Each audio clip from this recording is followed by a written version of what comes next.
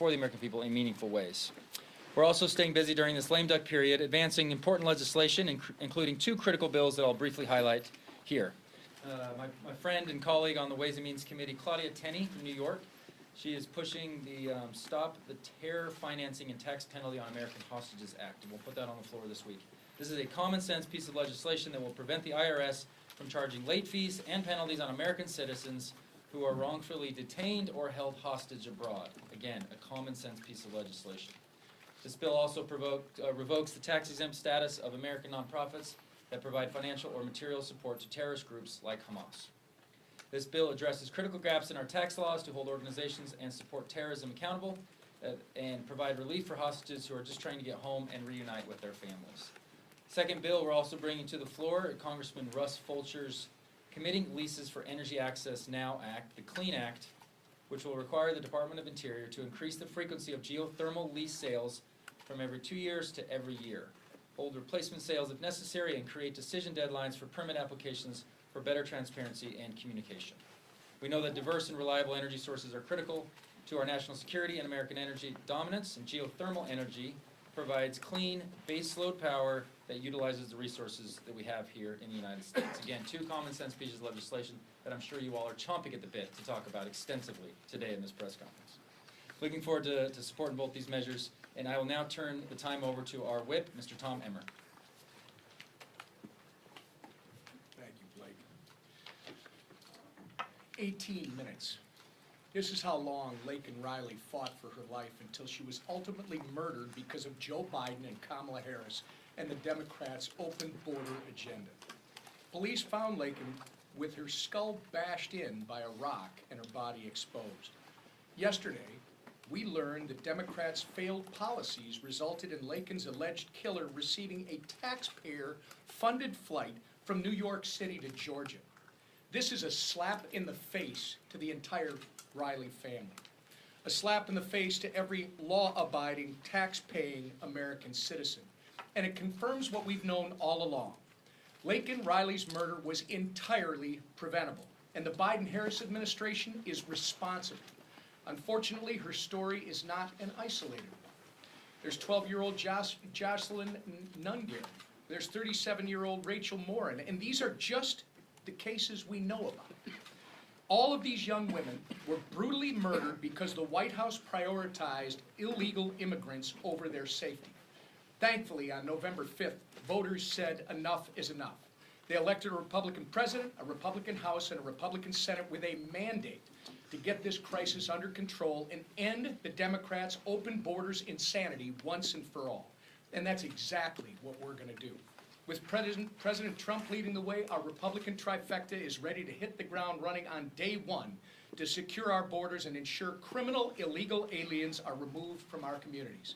January 20th cannot come fast enough. And now our Majority Leader, Steve Scalise. Thank you, Whip. Blake laid out the bills that we're bringing to the floor again this week. Yesterday we passed a really important bill for our nation's veterans by Juan Ciscomani, named after Elizabeth Dole. It was good to get that bill passed overwhelmingly on the House, now over to the Senate. I'm going to talk a little bit about the planning that we're doing for January. You know, we just got an overwhelming mandate from the voters of this country to, number one, reject the far-left policies that we've seen from the Biden-Harris administration the last 4 years, but especially to put the country on a different path. And we laid out during the campaign what that path would be, but we're now planning for the policies that we would put in place as a Republican majority with a Republican Senate and the White House and under President Trump to get our country back on track, to focus on lowering costs for family at the grocery store, at the gas pump, their energy bills, to secure America's border. So once again, I assembled all the committee chairs last week to go through what we will be doing in budget reconciliation starting in January.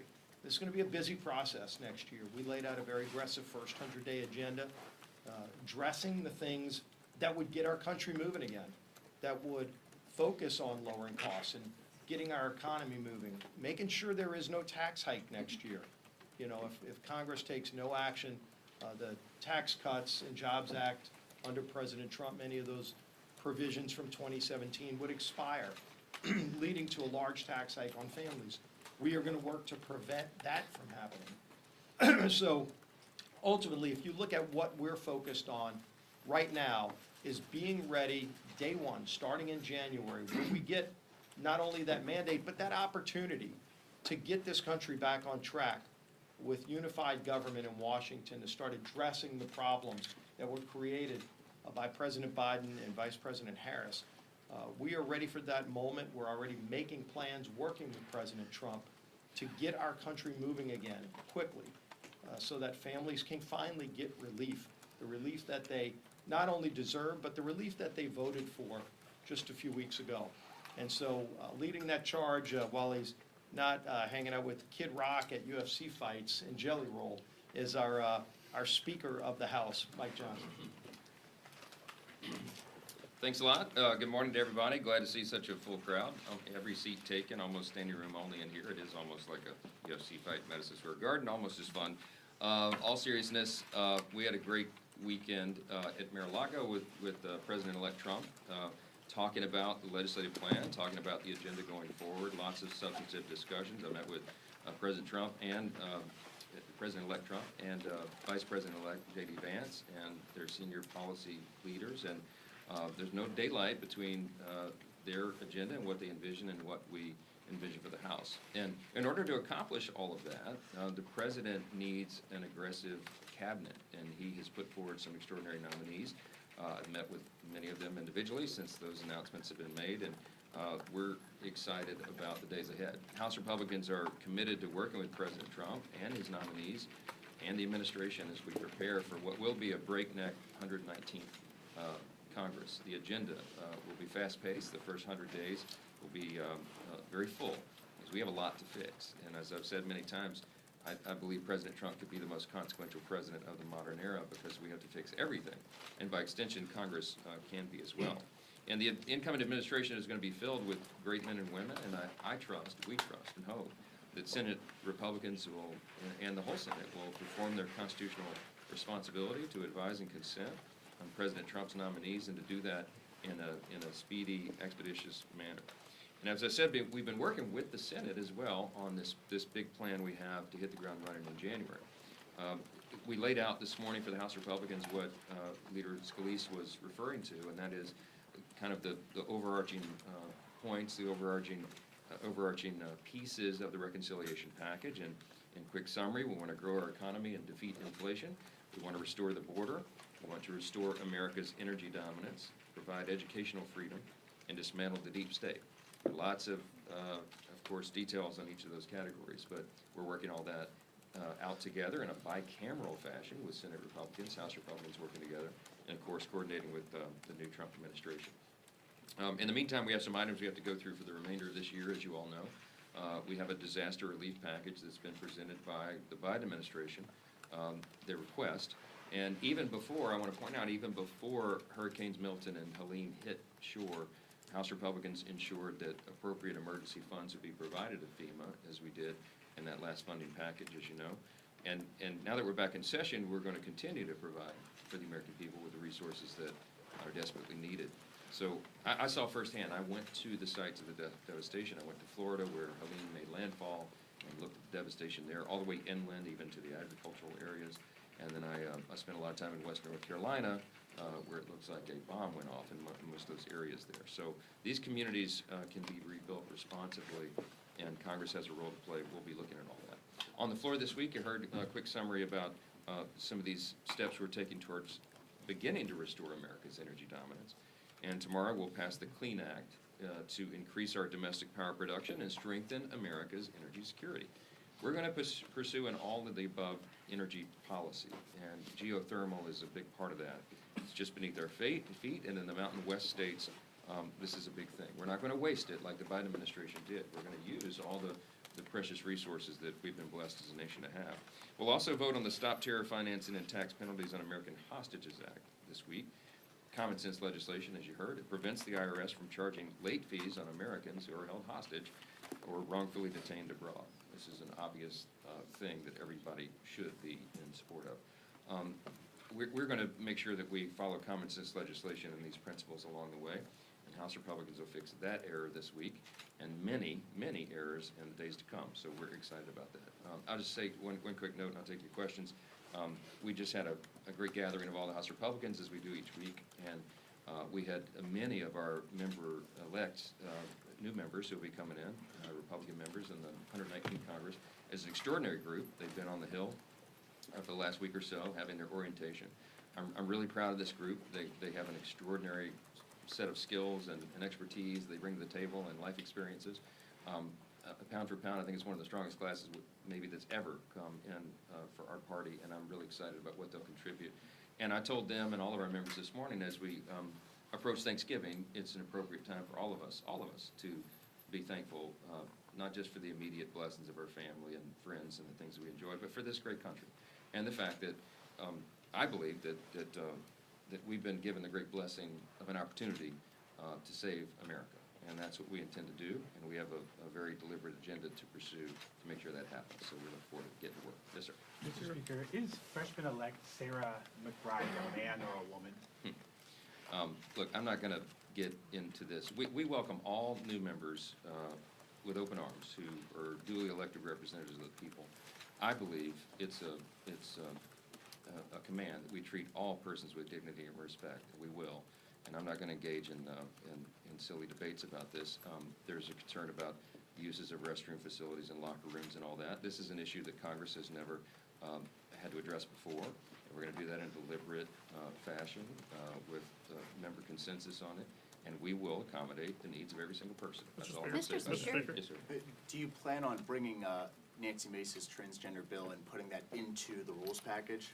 I'm not going to address the plans on any of that. I just told you what I'm going to say about the issue. I'm not going to engage in this. We don't look down upon anyone. We treat everybody with dignity and respect. That's a principle that I've pursued my whole life. And we will take care of this, issue of first impression for Congress, as we will any other thing. We'll provide appropriate accommodation for every member of Congress. Mr. Speaker, I wanted to ask you, so you've repeatedly said that one way you want to try to invigorate the U.S. economy is through confronting China. So broadly, how do you envision confronting China economically, and do you support specifically a bill like Congressman John Molinar's that was introduced last week that would strip China of the preferred nation status? Yeah, look, I think we have to be very aggressive on China, and I won't address specific measures, but we had a select committee on the Chinese Communist Party and the extraordinary threat that they are, not just to America, but to freedom around the world. I think it's a very, very serious issue. I mean, next to the national debt, I think it's our greatest threat to national security. And we have to address it appropriately. I expect that President Trump will be very aggressive on that matter. You've heard him talk about it for quite some time, and in fact, he started talking about that in 2015 before anyone else ever really was paying attention to it and recognizing the menace that China has become. So, look, you're going to have a very aggressive approach to this in the new Congress. Republicans are very serious about this, very sober-minded. We have lots of legislation, lots of measures that we'd like to pursue, but I'm not going to get in front of that and tell you what all that will be yet. Just know that we will take this very seriously. I think we've got to address it. Yes, Last sir. question. You left the doors open for recess appointments, but you said, I hope that the Senate is going to do a job. My question, will the confirmation process be the ultimate test of the Republican Party unity or bipartisan cooperation in Washington? Well, look, it all remains to be seen. I mean, I genuinely believe that the Senate should do its job. I think it's an important principle for us to maintain that an incoming president gets to select their own team. I think that's an important principle. The advising consent responsibility is given to the Senate in the Constitution. They need to take that seriously, and they will. They'll properly vet nominees, and that process will play out. But look, I'll just say this about a number of the nominees that have been appointed. I think President Trump is looking for persons who will shake up the status quo. And we got a mandate in this election cycle to do that. The status quo is not working for the American people. And so these are persons who will go in and bring real reform, a significant reform to the agencies that they lead. If you poll the American people, they will agree that that is an appropriate objective. And so I think that the Senate should do its job and, sure, take a look, do a deep dive, vet these persons, but move them along for confirmation so that the president has the team in place to do what the American people have elected him to do. And we're going to support that effort. So thank you. Appreciate it. Have a happy Thanksgiving. You too. Thanks.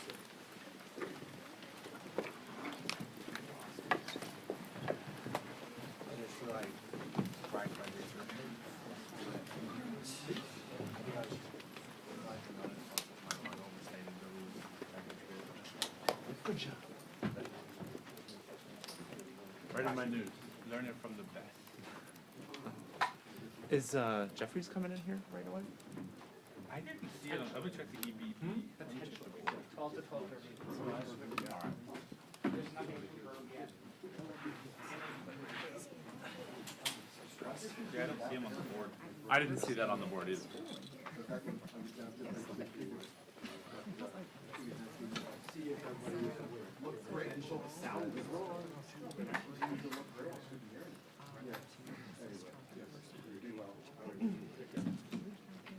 Andy says there's still a chance of the Democrats coming in? Yes, I think they're now at 12:30. They were at 12:30 and then it was canceled and then. Canceled. Canceled? Canceled. How can they cancel? I think they're still planning to come. I guess I didn't realize that they canceled that. Canceled. I think that was more of a postponement maybe. Okay. Just reflective of the schedule, but I'm just guessing right now. I haven't talked to any of our folks about it. Okay. Yeah. Do they have a dinner? Yeah, because I would think they'd want to talk after. I would think so. Andy, you seen Kim Otis recently? I saw her about didn't see it. 45 minutes ago.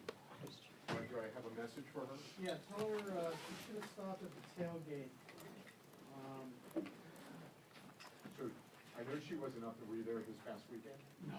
Okay. No, she and I were at the same game, I think it was the second or third game of the season. Yeah. And we were literally maybe a quarter mile from each Oh, other. that's too funny.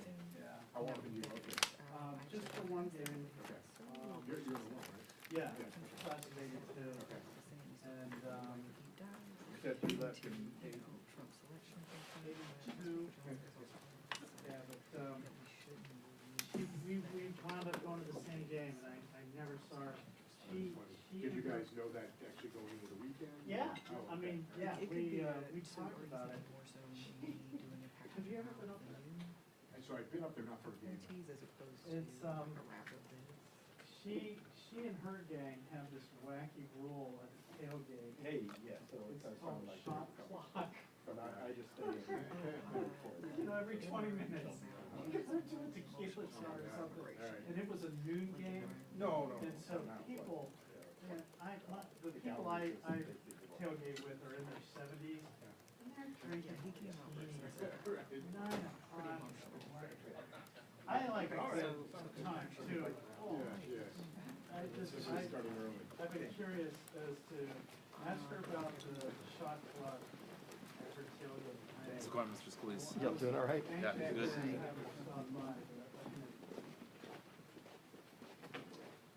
Are you?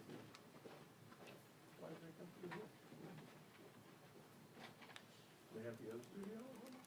I think they're maybe trying to remove that. Did I miss something? Yes. Speaker down the whole, and just walk through here, yeah. That's him, they're doing sort of the side hallway, just to avoid everyone.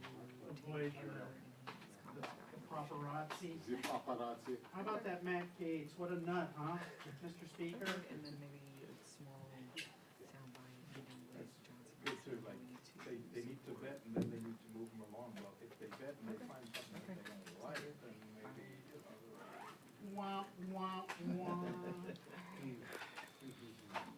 Hey, did Ryan finally head out of town? Or is he still- Yeah, no, so I think he headed out on Friday. He was here for 5 days, I think, for most of the week. Dude, what a He's got a life. nice gig.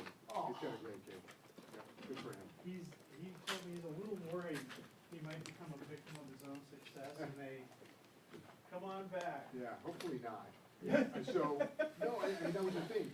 Well, no, we'd love to see Ryan, but I mean, they actually, no, Ryan's great. I think they really kind of, I don't want to say created the job for him, but they sort of created, kind of guidelines that sort of enabled him to do what he's doing. Yeah. So, yeah, no, that worked out great for him. Yeah, no, and it's fun, because we still get to see him, Yeah, yeah. despite the fact that he lives in Illinois. So, That's pretty cool. Yeah, it's a great gig for him. Yeah. He's pretty excited. Yeah. So, does that mean his spot here never gets filled? So we did fill it. Oh, yeah? Yeah, so I guess was Sam, was he or, or Charlie? Charlie. I think Charlie came in. Sam? Was that? No, so I think it was Charlie. It was Charlie. So, yeah, Okay. that was, so, they went up with that? Yeah, okay. Did you know they were doing that? Yeah, okay. Who's supposed to tell us? Well, you got it.